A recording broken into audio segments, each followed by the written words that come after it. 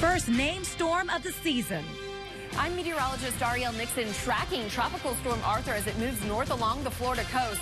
The track of this storm and the local impact in the first alert forecast. Where the storm is headed and the impact it's having on our area ahead in your first alert forecast. Plus, red flag warning. More red flag conditions expected here in Jacksonville Beach as officials are warning beachgoers of strong rip currents. How fishermen are bracing for the storm, straight ahead. And monitoring the St. Augustine shoreline. Erosion has been a big issue for residents living along the coast of St. Augustine Beach. What officials are doing to protect the coastline during Tropical Storm Arthur. The mission St. Johns County leaders conducted to track erosion before and after Tropical Storm Arthur hits our area. Action News has everything you need to know about the first named storm of the season. Fox 30 Action News this morning, tracking Arthur, starts right now. The season's first named storm continues to spin, headed north. It'll blow off our coast here in Jacksonville late today. And right this minute, hurricane hunters are flying into the storm as Arthur continues to slowly strengthen here this morning. Some 4th of July plans could be a washout along the coast as the storm could become a hurricane. We're talking in the next 36 hours. And Arthur is kicking up the wind and waves off the coast of Central Florida right now. This is video out of Volusia County as beachgoers there were greeted by choppy and rough surf. The red flags were up to signal hazardous water conditions. We have live team coverage as we track Tropical Storm Arthur for you this morning. Action News' Russell Colburn and Jesse McDonough will join us in just a few moments. But first we start with Fox 30 meteorologist Ariel Nixon. And Ariel, you're expecting an update from the National Weather Service on this storm in about an hour's time. Yes, right before 8 o'clock, we'll get our next update from the National Hurricane Center. And they did send out the hurricane hunters this morning, so we will have updated information from inside the storm. The hurricane hunters are the planes that actually fly into the storm to gather data. So this is the storm system right now. It's about 90 miles east of Cape Canaveral. That was from our last update at 5 this morning from the National Hurricane Center. But as you look outside from our First Alert Skycam network, it's a quiet start to the day. We have a lot of sunshine. You will notice, though, it's breezy, especially out at the coast, and our surf is up. We are going to see a high risk for rip currents as we go through the day today, and that's actually going to be our main concern as Tropical Storm Arthur passes by our coast. Here's a look at the track and also a look at the dangerous winds. They're going to stay way off our coast, but this yellow circle shows you where we'll see winds upwards of 35 miles per hour, and the orange circle shows you where we'll see winds closer to 60 miles per hour. I'm going to stop it here overnight tonight and into early tomorrow as this is passing by our coast. You can see how far off the coast those strong winds are.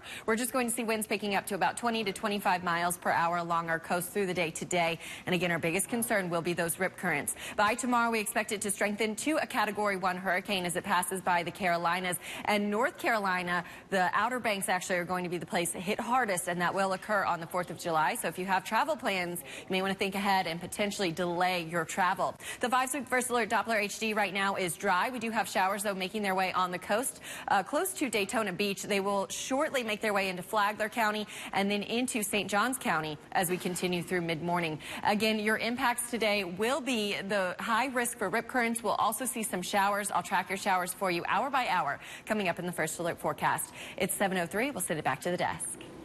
And we are following breaking traffic news as well this morning on Jacksonville's west side, where the Jacksonville Sheriff's Office and the Florida Highway Patrol are investigating a pedestrian accident. The pedestrian, we understand, was struck by a truck and killed on Timuquana Road at Katoma Street. And again, this is on the west side. Less than an hour ago, our photographer there at the scene confirmed again that pedestrian was hit by a red truck. Right now, the entire intersection is closed down while police investigate. Let's get right over to our Derek Odom with the late-breaking details on how you can get around this accident. Derek? Yeah, our live camera was one of the first on the scene, and there you see that red truck you were just talking about in the roadway still, along with another vehicle that struck it after it struck the pedestrian. Again, the pedestrian was killed in that crash, unfortunately, and it does have that intersection shut down right now. Timuquana, pretty busy roadway between US 17 and Blanding Boulevard there, and that intersection at Katoma is blocked. Seaboard Avenue to the east of the crash, Ortega Farms to the west. Those are your two alternate alternate routes around them so you can loop around Antigua Farms and make your way over to Seaboard to get back on to Timuquana and vice versa from the east. So watch out for those delays to linger as they investigate that crash. Otherwise, we were tracking this crash early this morning. Cassett Avenue, a car going the wrong way struck a power pole near Park Street, knocked it down. Serious injuries there. JEA crews are on the scene right now, making those repairs, and will be there until after 9 a.m. Let's take a live look outside now at traffic cam. Otherwise, in those two situations, things are pretty normal. Here's your typical backup at 10 and Cassett Avenue. That's the latest from the Safe Touch Security First Alert Traffic Center. Linz? 7:05. As Tropical Storm Arthur moves closer to our area this morning, it's expected to kick up some rough seas. We have team coverage of the impact this storm will have. Our Russell Colburn joins us live from the Jacksonville Beach Pier this morning, taking a look at how local boaters are bracing for this storm.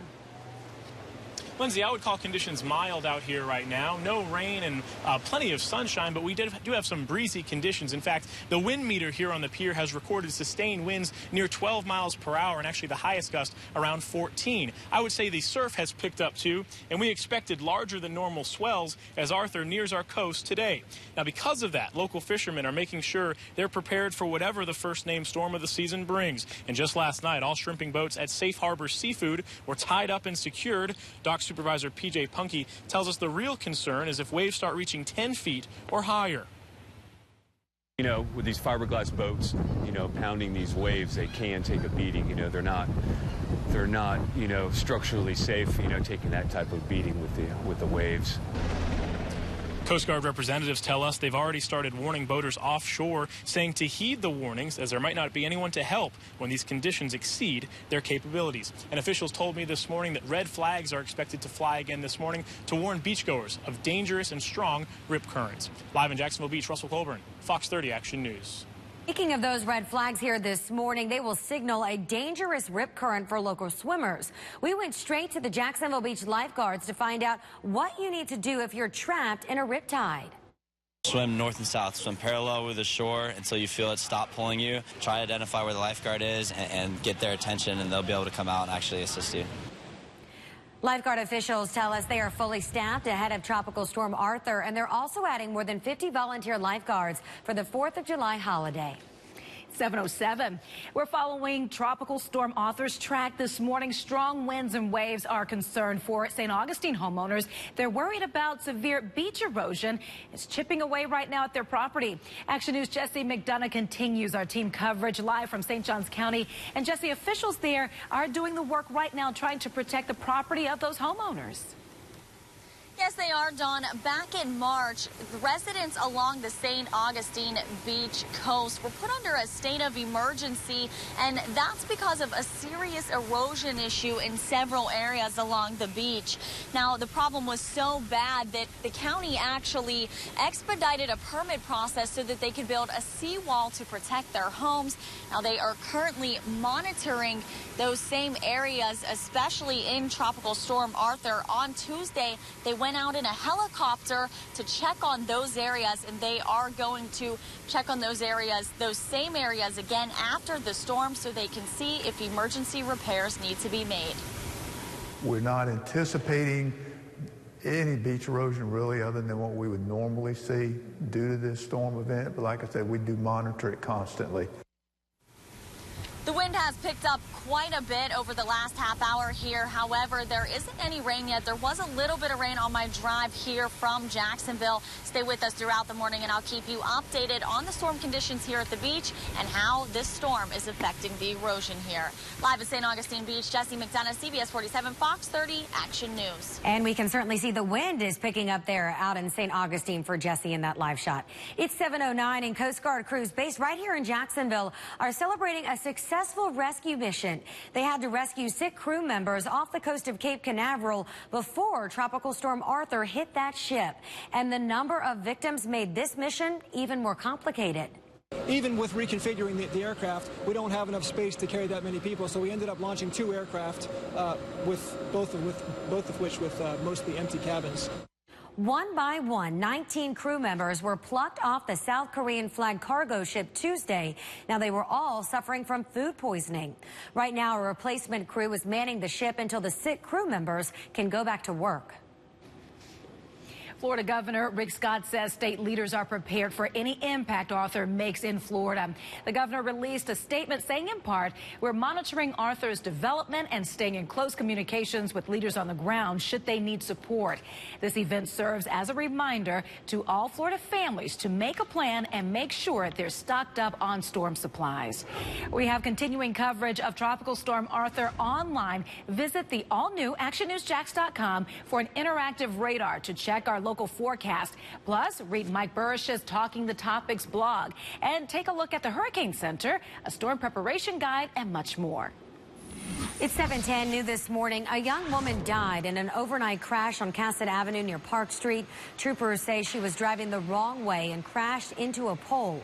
JEA is working now to put a new power pole in the ground, but that's expected to take 4 to 5 hours here this morning. This morning, a Jacksonville man is dead. Police say that they were forced to shoot and kill him on the west side. We brought you the story as breaking news last night at 10. Jacksonville detectives say the suspect called police from this home on Wilson Boulevard Tuesday afternoon. They say he was making threats and asked to have the SWAT team come out to his house and kill him. Or he said he would start killing people in the community. When police got there, they say they asked the man to surrender, but instead he came out with a handgun and pointed it at the officers. Two officers opened fire, shooting him 7 times. Those officers are right now on administrative leave, which is standard procedure. Right now, investigators are working to find out if the man fired any rounds. This is the 9th Jacksonville police officer involved shooting this year. 3 of them have been fatal for the suspects. Last year, JSO shot 7 suspects, killing 5 of them.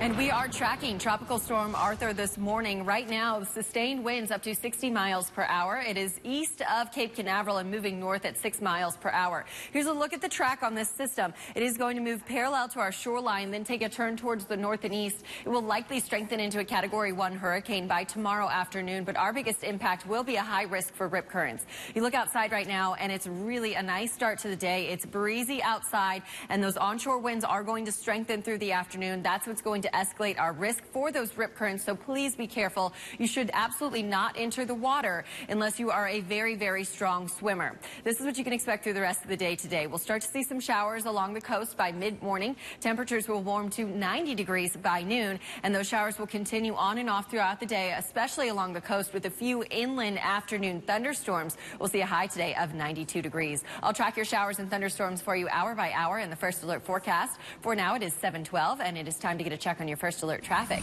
with Derek Odom. And we're taking a live look at the scene here, Timuquana and Katoma Street. Police are on the scene there of this fatal crash, and it looks like they're starting to direct traffic just a little bit as this intersection has been blocked off for over an hour now. You can see them sending them down a side street there to get them around this intersection. That is blocked off. It is here on the west side between US 17 and Blanding Boulevard, so watch out for that delay. Seaboard Avenue and Ortega Farms are a couple of roads in the area that you can take. Lindsay told you about the crash on Cassett Avenue at Park Street. That remains closed down in both directions because crews are repairing that JEA truck are there repairing that power pole that was knocked down in that crash. That is the very latest from the Safe Touch Security First Alert Traffic Center. Linz. The first person to be prosecuted in the attack on the U.S. consulate in Benghazi, Libya, will make his first appearance in federal court today. According to federal prosecutors, Ahmed Abu Khattala was motivated to participate in the violence by his extremist ideology. Khattala was caught in Libya last month. The September 11, 2012 assault killed U.S. Ambassador Christopher Stevens and 3 other Americans. 7:13. Fancy dinners and personal shopping done on government credit cards. A new audit finds thousands of cases where United States postal employees improperly use their travel cards. According to the agency's inspector general, no one at the post office ever flagged or checked up on expensive meals rung up by employees that cost more than $100 each. The Postal Service has no idea how the employees spent cash advances, some as high as $600 at a time. Employees also use the travel cards for personal expenses like groceries. It's clear that some employees are abusing their travel privileges, specifically these travel cards.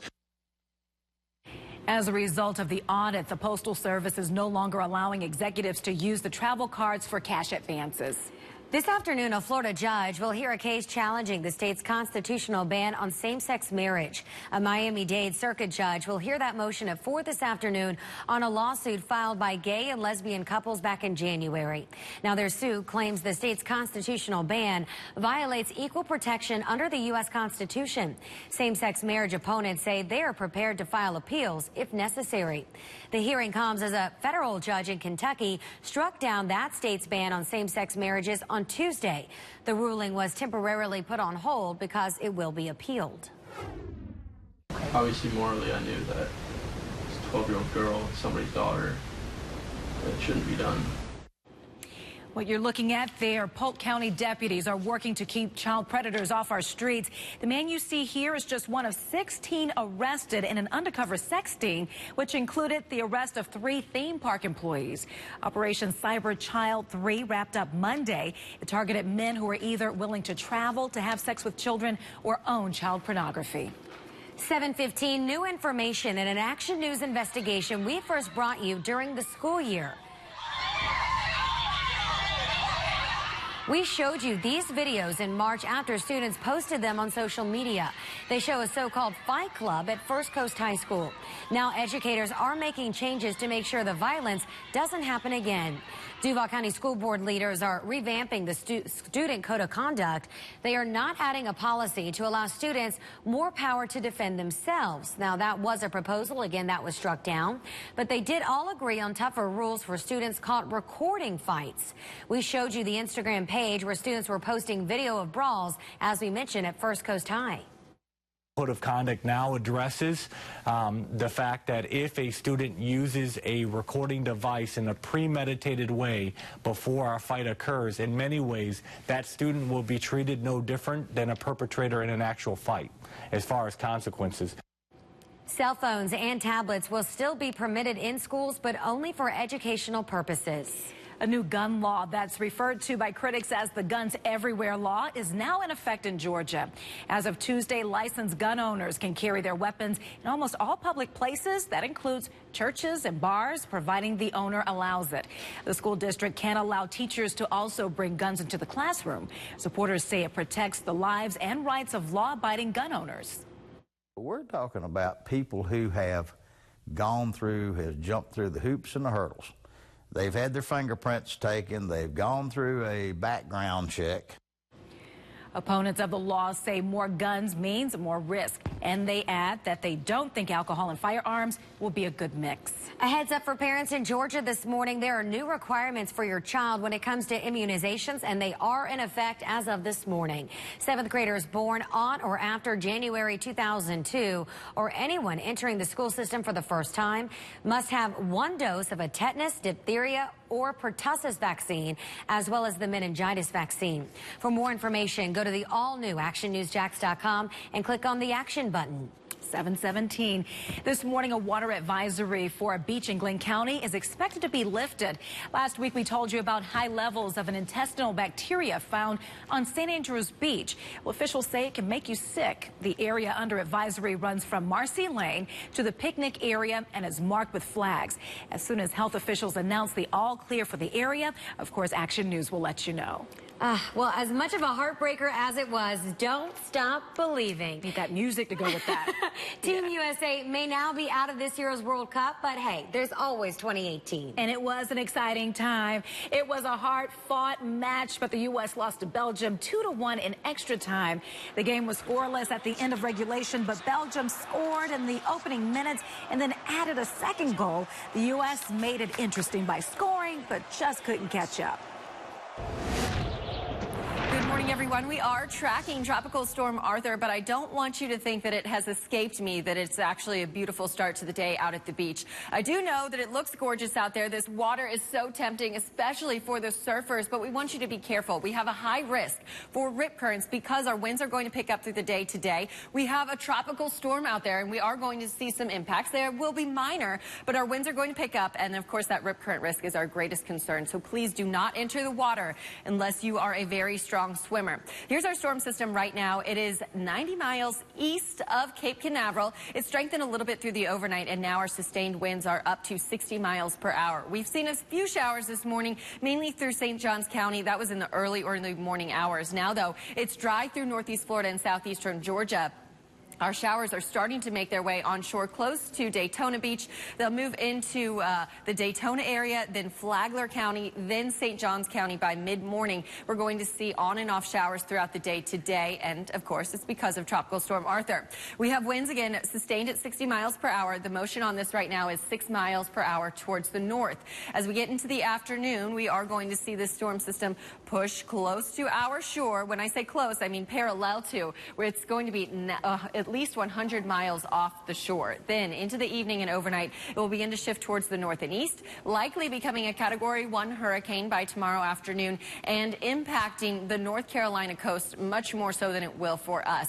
Here's a look at our watches and warnings right now. The North Carolina coast, the Outer Banks have a hurricane watch in effect. Our area actually has no watches and no warnings, but we do have a tropical storm watch as far north as Flagler Beach. So this does not include St. Johns County, Nassau County, Duval County, or any of our southeastern Georgia counties. But of course, we will see some minor impacts. Flooding is a very low possibility. We're going to see some rain from this, but I really don't expect us to see much more than a couple of heavy showers that could potentially cause some ponding on the roadways. Winds will pick up out of the north and east. They'll be strongest at the beaches between 20 and 25 miles per hour. And of course, that will lead to a high risk for rip currents. Your hour-by-hour forecast to show you the rain. I'll start you off here at 9:30 this morning. Partly sunny for the majority of us, but we're starting to see a few of our showers creeping into southern St. Johns County. This system will push north, and so will our showers. They're going to be moving west, but they are going to be also moving north with the system. So we'll continue to watch those spread through St. Johns County into coastal Duval County into the afternoon. We'll also see the potential for a few isolated thunderstorms inland this afternoon, then into the evening. Again, just looking at those on and off coastal showers, that will continue through the overnight hours. By early Thursday, though, the system's off towards our northeast. We start off the day dry. We are going to see some heavy afternoon thunderstorms. This is going to bring more rain than we'll actually see through the day today. So even though the storm is passing by today, we'll see the heavier rain tomorrow embedded within our heavy thunderstorms. Those will continue up until about sunset, and then they'll start to taper off into the overnight. And Friday, yet another round of those afternoon thunderstorms for your 4th of July holiday. But looks like things will clear out by the time you're looking to go see some fireworks. So again, today, on and off coastal showers. It's going to be hot and humid. We'll get to 92 degrees today for a high. Tomorrow, heavy afternoon thunderstorms with a high of 95 degrees. By Friday, yet another round of scattered afternoon storms. Saturday and Sunday, we'll see that same thing with temperatures in the 90s over the weekend. You can track this storm right along with us by downloading the First Alert weather app. It's available for Apple and Android products, and you can download that from the First Alert, or by searching First Alert in the App Store. Derek? Right now on the roadways, 2 traffic alerts we've been following on the roadways this morning. This is at the west side, Timuquana and Katoma. Fatality crash. The victim was a male in this crash, and the intersection looks to be still blocked off as they investigate this. So watch out for delays in that area. Seaboard to the east of the crash, Ortega Farms to the west will get you kind of around this while they continue that investigation. And Cassadet Park, earlier crash knocked down a power pole there. Lanes are still closed in each direction. They're directing you around that. JEA will be on the scene all morning long repairing this, so watch out for delays there. Otherwise, things are pretty quiet. That's the latest from the Safe Touch Security First Alert Traffic Center. Linz? Still to come this morning, summertime savings. Isn't that what you want to hear? Just how much JEA is going to give you on your next energy bill and why. It's 7:23.